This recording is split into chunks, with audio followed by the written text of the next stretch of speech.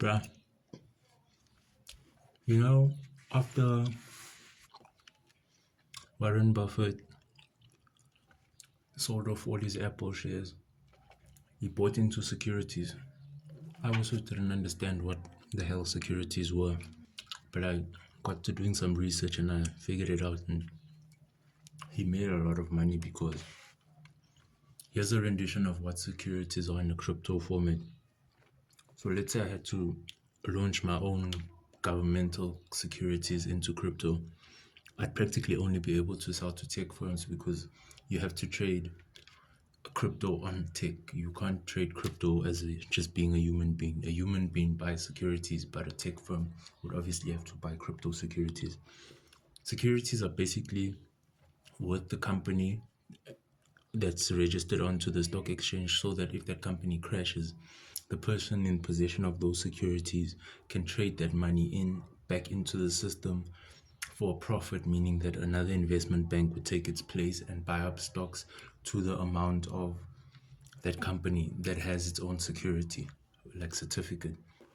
So tech securities would basically buy into cryptocurrencies, meaning that if I'm a person who has, let's say, 10 billion in Ethereum, I'd have my own crypto security sold off to a tech firm. Why? If the currency had to crash, that securities company could then basically secure me another place in another company with the same amount, and then all that would happen is that insurance would pay them out either long term or immediately, depending on how much that security certificate is. That's how those governmental securities work in America. Every security is the amount of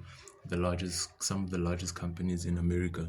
I think all the securities belong to the Fortune 500 because those are the 500 largest companies listed on the New York Stock Exchange. But it would be interesting to have crypto securities, whereas now basically all of Silicon Valley, all of those companies would deal in these crypto securities, and they could make secondary functions for them, like Forex, meaning that they could have a security of its worth in every country, meaning that the worth of the company in every country concerning how much stock they've sold in that country would be the worth of that security, and then they'd get outside investors to invest into it, but it wouldn't be the large amounts that they have like on the New York Stock Exchange or the Bourse or whatever. It would be smaller amounts, and if it's not smaller amounts, it would be a large corporation investing into